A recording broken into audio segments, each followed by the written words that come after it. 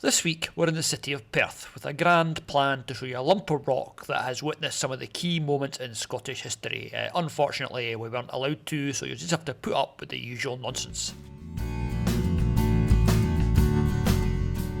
Well, I spoke too soon about the weather because in Perth it is raining, and in Methil this morning it was also raining. I'm guessing most of Scotland at the moment it is raining. But we're not going to let that stop us having fun. We're going to go first and do Perth's parkrun, and then we're going for a wee explore, and eventually we're going to go and look at that big lump of stone I was talking about. But first, De Niro has to survey all of the local smells. It is quite a nice park, as you can see, down by the river, which you can't see because it's over there, but you'll be seeing it soon enough. So this little patch of urban greenery with the kiddies play park and the sports centre and lots of grass and stuff is North Inch Park.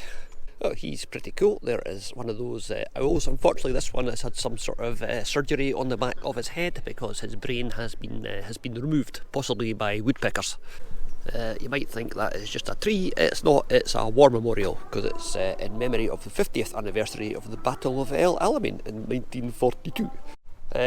Are you coming running with us, or are you staying in the van? What's your plan? Do you want to come, or do you want to stay here? I think he's answered that question. Of course, the day will start with parkrun, and I was going to tell you all about the parkrun, but if you talk during the run briefing, somebody will tell you to shushed. Are we ready for this? Here we go. This is one of our favourite parkruns. It's really pretty because you're actually running along beside the river, which is nice. Takes your mind off the fact that you're actually having to run. 27 and a bit minutes later. And we're done. And I'm going to find some coffee. Now we're going to go and find some coffee and then the charity shops. Yep. And that big lump of rock I was talking about earlier. That'll be exciting. Perth is quite an affluent place. I don't really know what it's where its money came from. It's at the very heart of Scotland between the lowlands and the highlands. So agriculture, and there would be milling and all sorts of stuff going on as well. But what we'll do is we'll find out and we'll let you know. I just said about lots of big posh buildings, and Beck said like that one over there. Yeah, like that one over there that's got Britannia and a lion up the top there with her trident, and yeah, it's got a bronze plaque on the front, so we'll go and see what that was. It's very impressive. This is quite a grand little street. Alright, that solves that mystery. This grand building is Perth Academy from 1807 until 1932. And that little plaque there is dedicated to the men who made the ultimate sacrifice in the Great War. So that's two war memorials we've seen today. One is a tree and the other one is a plaque. We will find a proper war memorial at some point. I bet you can't wait. What are you looking at, Dogalog? I wonder who the fair maid was and why her house is important down that way somewhere. Anyway, we're heading along here towards what we hope is the town centre and what Bex hopes is a cup of coffee. I'm guessing this building is a former dyer's work because it says dyers on that thing at the top there, and this tablet has been erected by the employees of J. Pooler and Sons in grateful commemoration of the Jubilee of Sir Robert Pooler, who must be that dude there. A noble example of success attained by industry, integrity and perseverance. Yeah, and probably quite a lot of luck and not paying people very much money. And as promised, there's another war memorial in memory of our comrades who gave their lives in the cause of justice and right in 1914 to 1919. So yeah, this is Pooler House. It must be the old factory, the old works. Over there's quite a nice church. Next to it there's quite a nice church. Over there's quite a nice church, and there is a nice pub with a tower. And Bex has just spotted, although that is now the Sandeman pub, it was once the Sandeman Public Library, obviously endowed by somebody with quite a lot of money in 1898, according to that sign up there. And is that it is a sort of sundial thing there that says light and wisdom. Yeah, I quite like that. That's a cool building. Emergency stop on the scone search. Lots of white stuff, lots of red, it's all colour coded. I always really like finding plastic model kits and Lego in charity shops. Unfortunately, I've got lots of both, so I don't usually buy them unless they're a real bargain, and nothing in this one was a real bargain, especially as I've already got boxes full of Lego and model kits in the loft. Those are so you. The sparkly ones. Oh yeah, lime green and sparkly. That was quite a successful first charity shop. I didn't buy anything, but herself there has bought some books because she's really short of books. I bought 3 books and a nice soap rack thingy, which is new. It's not somebody's old soap rack. I'll show you the books later and she can do a wee review and tell you what she thinks of them. And I bought a nice brooch. I'll show you that later too. Bex just said she'd like a coffee and a scone, and we turned the corner and I said, oh, Starbucks, and she said, not Starbucks, at exactly the same time. I like Starbucks, she doesn't. She's got no taste. If you haven't had the bucket-sized white coffee mocha with cream, then yeah. That equally grand building there is Perth Museum. We're going to go in there for a wee look later on to look at a big bit of rock that I thought was at Scone Palace, but Bex reckons is actually here. So yeah, and there is the town's old market cross, part of our guide to market crosses of Scotland that we always find by accident. Actually, no, it's not. It's more modern than that. It is from 1913, and that is King Edward. And lots of heraldic stuff and gargoyles and things going on. Yeah, it's quite a nice monument, that, isn't it? It's unusually sort of fussy for... Then I suppose the Victorians were known to be quite fussy with their monumental sculptures. And at the top, everybody's favourite mythical creature, the unicorn, and Bex is... Oh, that's a glower. I'm getting glowered at now. She said, let's go here and get a coffee, and I said, oh look, a market cross. Sorry. We can go for a coffee now if you want. Well, we're going to go and try the cafe in the museum. I'm not sure about the soup. Curried root veg and coconut. Okay, let's have a look in that museum. And a nice cafe with a nice menu. That's drinks obviously, but they do have a tatty scone roll. Ah, what scone roll? That'll be time for our word of the day.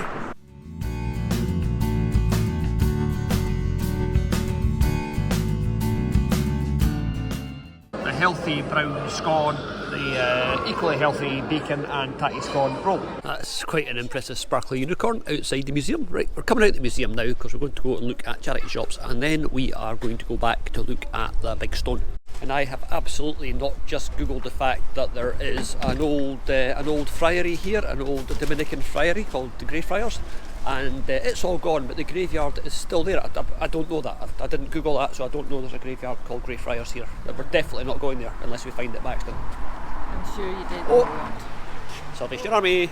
Oh, Bex can't decide what she likes most. That. Yeah. Oh, but you've not seen the highly collectible teddy bear plates. Look at that. That is just beautiful. That is lovely. Always so many jigsaws.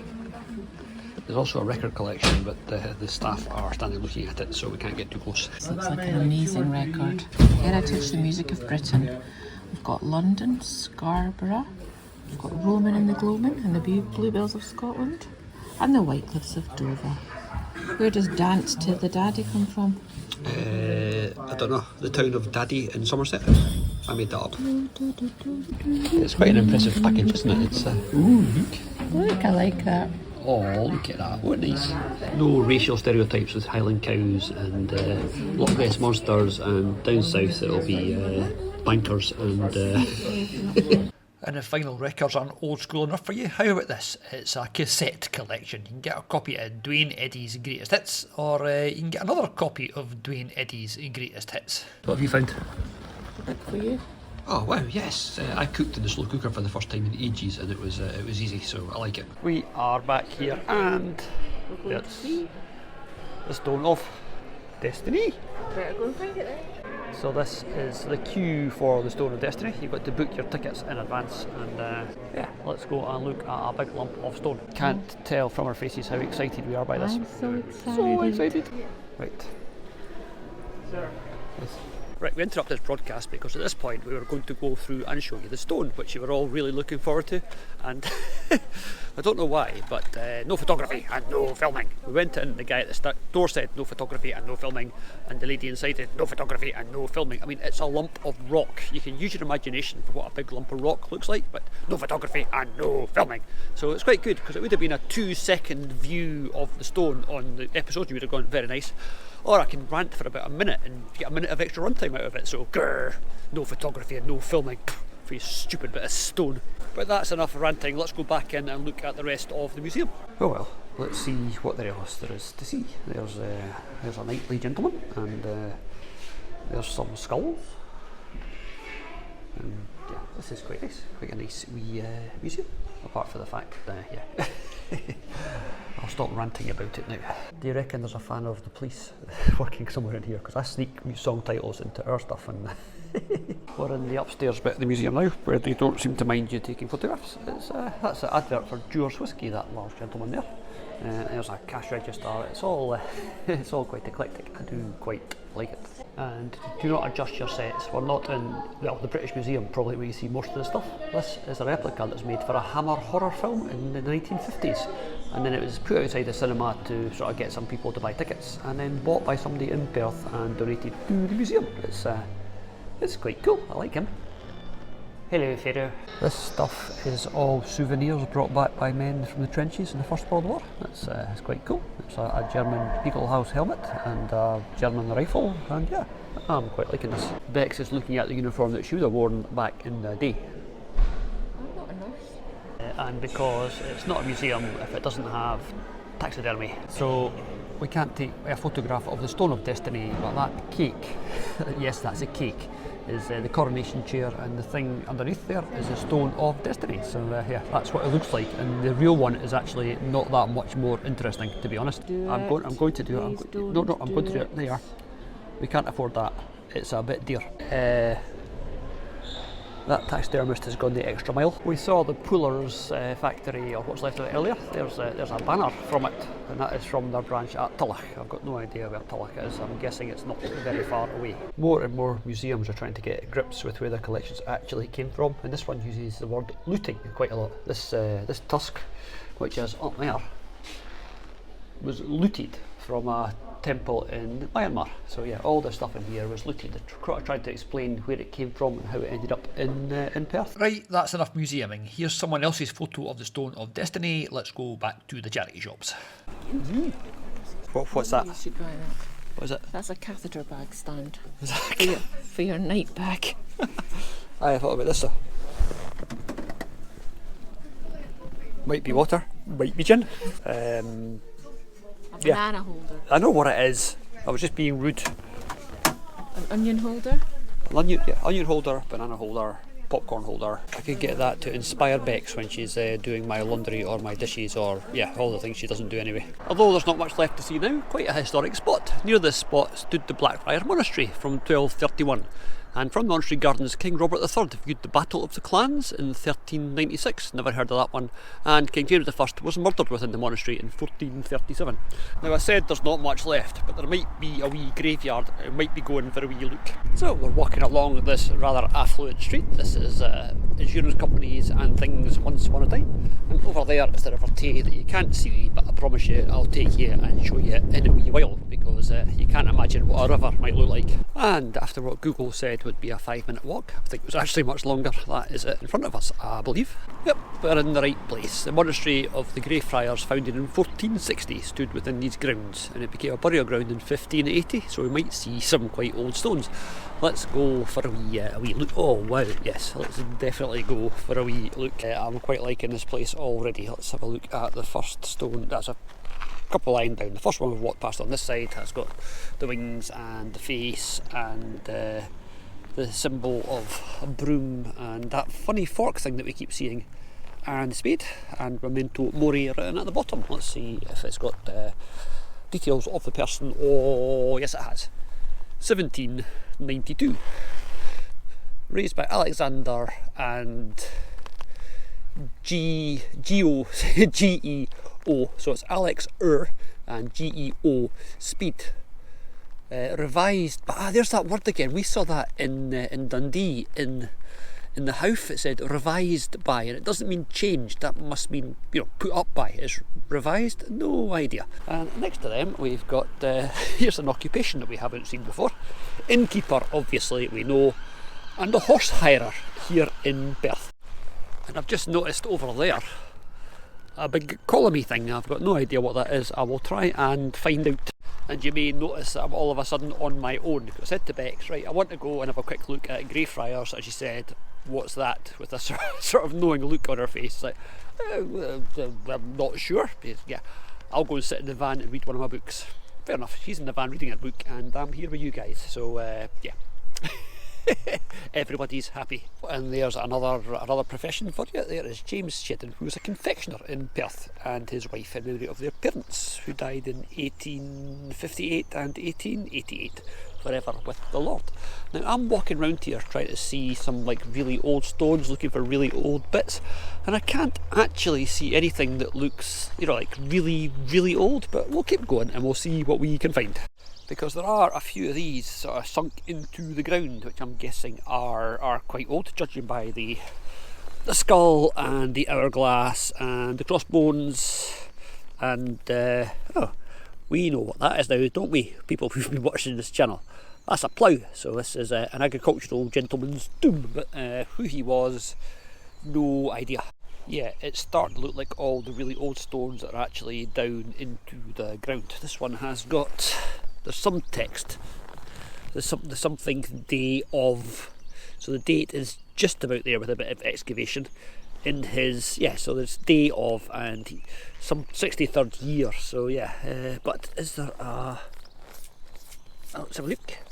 I don't think there is. No, I think we're out of luck looking for a year, because it'll be over there somewhere in the broken bit. And that's a wildflower conservation area. It's always nice when they let the grass grow around the tombstones. I think it makes it look a little bit more, I don't know, I just quite like, oh wow, look at this, let's go and have a wee look over here, because here it's like the one we saw along there, but just better quality, done by a better mason.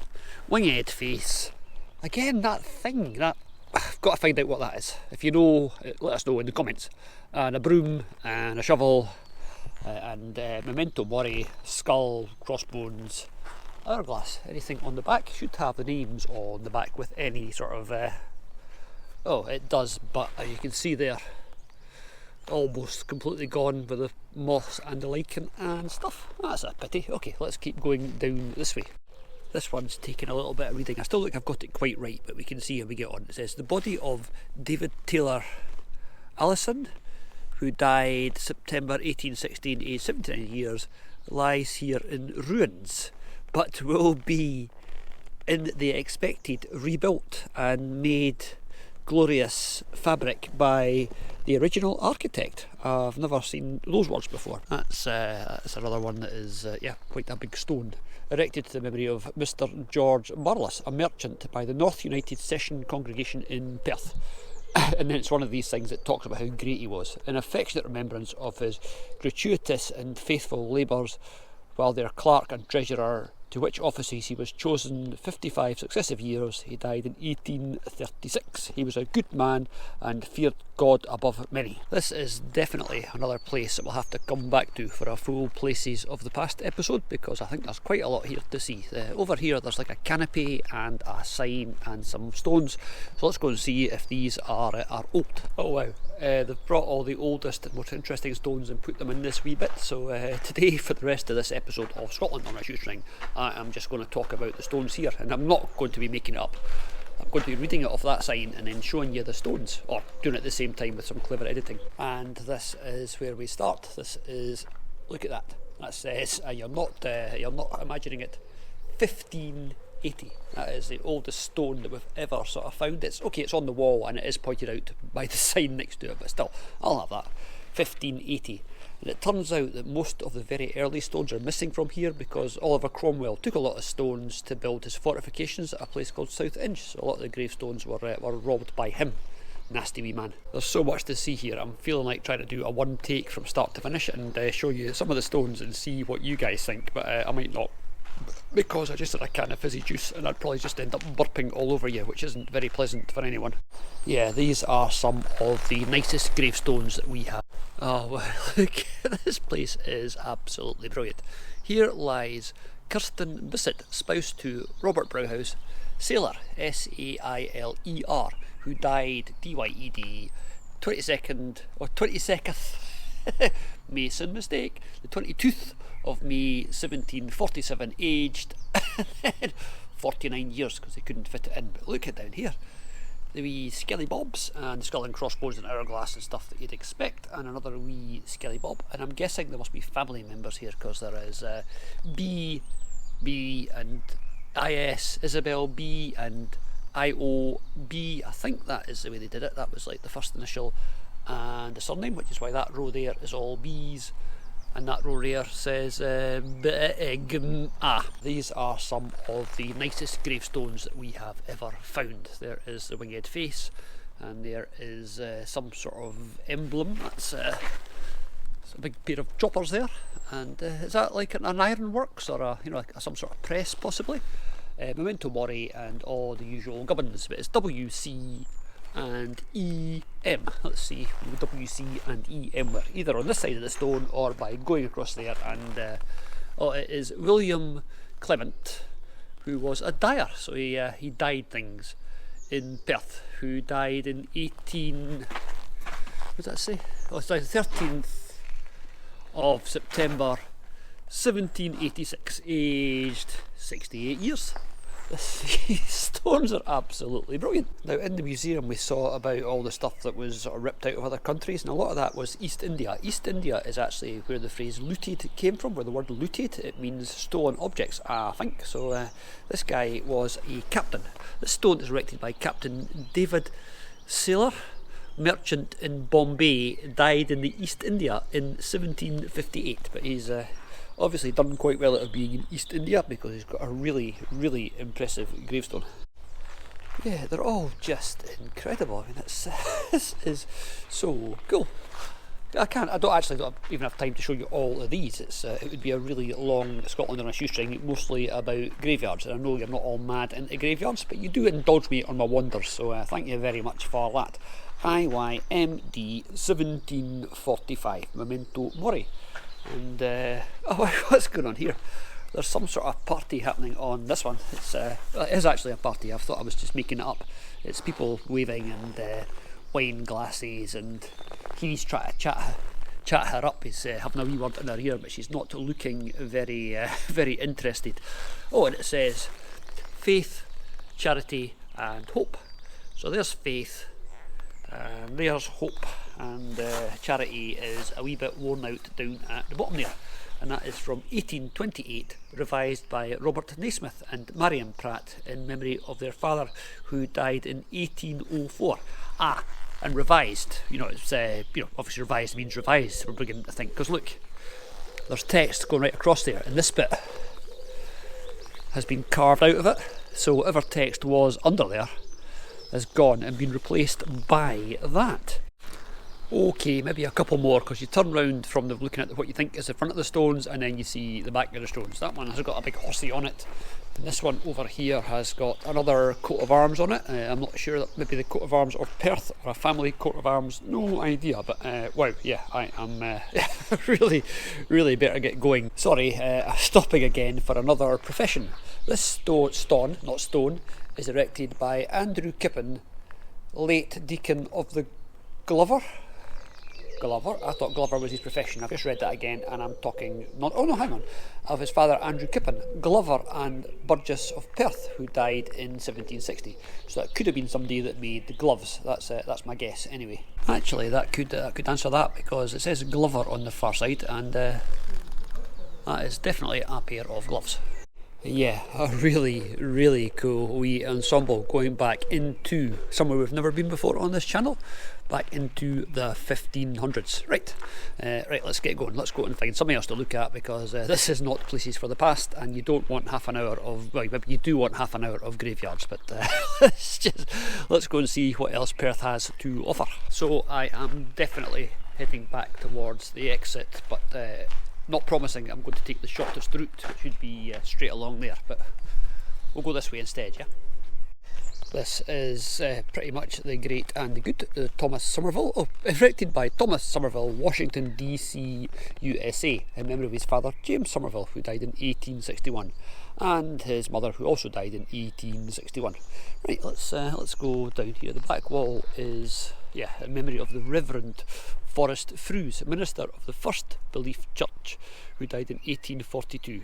But yeah, these stones at the back are also, this is another amazing cemetery. Right, anyway, enough of that. Let's go and find something that does not involve looking at the gravestones. Not even big impressive Pictish crosses or massive family vaults. That was restored 1849, 1913 and 1958.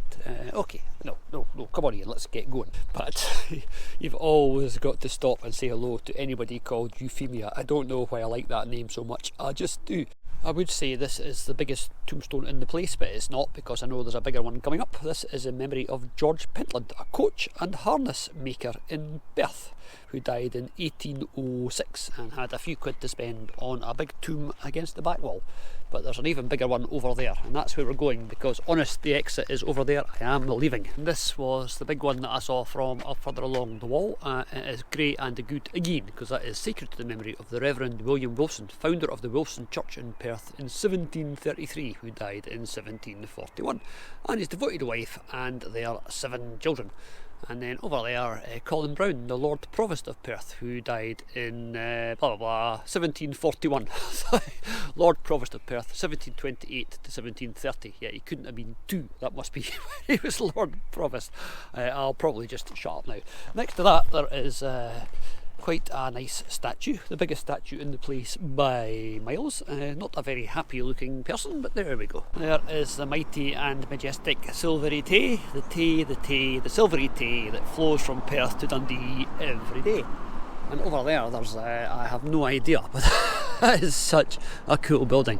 This is prime riverfront sort of territory, so all the buildings here are just, just amazing. I love all this stuff, as you've probably noticed. Wow, there's the story of how this bridge that we're on was built, and I sort of fell asleep halfway through. It was built to replace the Victoria Bridge, and it was completed in 1900. Yeah. You want to read all that? On you go. That sign definitely had to do more with the pride of the people that sort of did that than any thought for people in the future looking at it and going, meh. Perth is definitely not short of churches. There's another one over there that's quite nice with the trees and things, giving it a bit of ambience. And in front of us, that is that one, which is very big and very pointy. And that's actually a technical description, big and pointy. So that big pointy one we were just looking at is St Matthew's Church, and next to it is the Capital Asset. I'm guessing that used to be a bank. It is now a Wetherspoons pub selling food, where quantity is more important than quality and price is most important of all. That's not entirely fair. Some Wetherspoons food is quite good, but most of it is consistent. These buildings are so nice. It shows where the money was. That has got, you can just about see the General Assurance Accident Fire and Life Corporation Limited. It's yeah, insurance companies had a lot of, they still do have a lot of money. That's because he charges so much to insure anything. Oh, that one's cool. It's got lots and lots of stained glass, which doesn't look quite so good from this side. I bet it looks cracking from the inside, but I'm not quite sure what it is, because we're going along this way to find Bex and De Niro. Whatever it was, that thing above the door says something about this house loves peace and hates knaves, preserves the laws and good something. Yeah, that's we actually saw a similar inscription in the museum, but I didn't film it because I didn't think it was very interesting. It's much more interesting on the side of a building, and unfortunately I've forgotten what it says. But I can make up for my crass ignorance by showing you another former church, which is quite nice. I'm guessing from the for sale sign that's flats now, but that would be not a bad place to live. This is an amazing street. I'm not entirely sure what that is. It's a bird standing on top of a fish. The fish looks quite happy.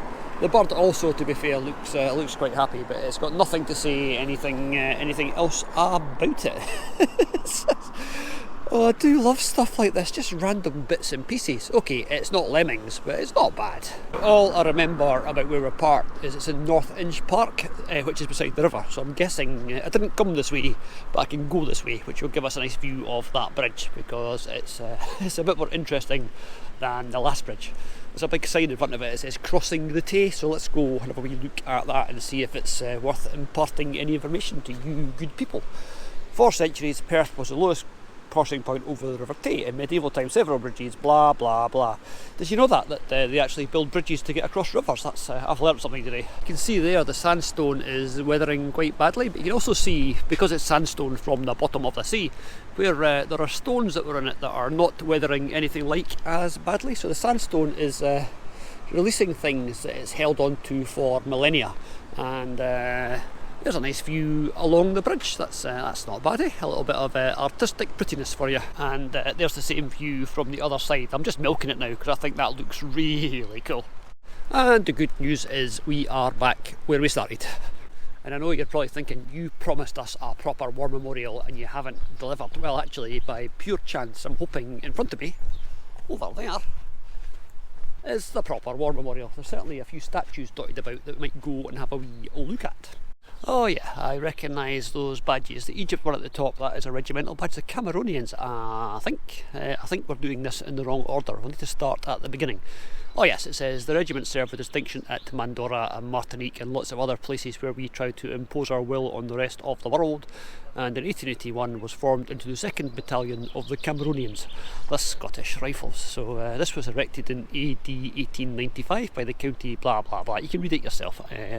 Let's see what it says. Oh, in honour of 90th Light Infantry, Perthshire Volunteers, raised in 1794. And then some stuff about the guy that did it, and it says the last regular battalion of the Cameroonians was disbanded in 1968 as part of national defence economies, and that's still happening. Our armed forces are getting smaller and smaller and smaller. And there's another wee memorial over here. That's a Scottish man with bagpipes and a wee girl. I'm guessing that is the liberation of Europe. Let's have a look. That is the 54th Highland Division. There's a nice brass plaque on the back, but it doesn't actually say anything. There they are up there, and it says, this memorial pays tribute to all who served in the 51st Highland Division in 2 world wars. It symbolises liberation of our European allies from occupation. And that's obviously come from somewhere else. A lot of these war memorials that we've seen and plaques that we've seen or used to see before we started doing this channel were like in railway stations for the railwaymen, or in factories for the people of that factory. And this one is from people who worked in the cooperative. The co-op is a supermarket, and there's a list of names of staff from the Perth co-op who fell in the Great War. This is unscientific because we're actually driving back home, but there is the City of Perth co-op where those men on that brass plaque all worked. That's pretty cool. It's not there anymore, obviously, but that's obviously why the war memorial's been moved down to that wall. And another piece of civic art or architecture, that is Albert, Prince Albert, I guess, the husband of Queen Victoria. I'm almost back at Daisy and hopefully Bex and De Niro. I'll probably get glowered at because I've been away for a while. Anyway, do hope you've enjoyed this wee episode of Scotland on a Shoestring, and if you have, please remember to like and subscribe and all that gubbins, because yeah, we love making these and we love the fact that you guys are enjoying them. So thank you very much for watching. I know some of you ask what we buy in the charity shops. So I had a great day in the charity shops in Perth, so I thought I'd just show you what I bought. A nice summer dress. That's for Bex, not me. Yeah. So this is actually a new dress that a company donates to the charity shop, but I thought that would look quite nice in the summer. And then for our trip, we're off to Orkney at the end of the month. I bought 3 easy read trashy books. Then I bought this really nice brooch, which I thought would go on either one of my crochet cardigans or one of my knitted shawls. And lastly, this is a bit of a strange thing, but this is a soap holder with a nice bar of soap, because I'm now using bars instead of bottles of shampoo and conditioner, so I needed to buy a soap rack anyway, and this one came with soap. This was brand new. I just have to reassure you, I don't buy second-hand soap. And I bought a thing that I'm going to show you for the van. It was a good day. It was a good day. Perth is a lovely place, you really should go. Just don't try and take photographs of the Stone of Destiny. Definitely not. Definitely not. Oh, it's definitely gone a bit moist, but I bought more silliness for the van. I bought that to hang De Niro's lead up when we are off on our van life adventures. De Niro is continuing to adapt to his new bed. I'm not quite sure what we call this yoga position, but I think there's room for another 2 greyhounds in there. De Niro, are you quite comfortable? You are such a doofus. At you. De Niro yoga position number, I don't know, 100 and something. This is called the look at me, I am a total mess. But look at my mighty teeths. And this is a similar position, but this one increases the nose flex. His nose, you know, that does not look at all comfortable.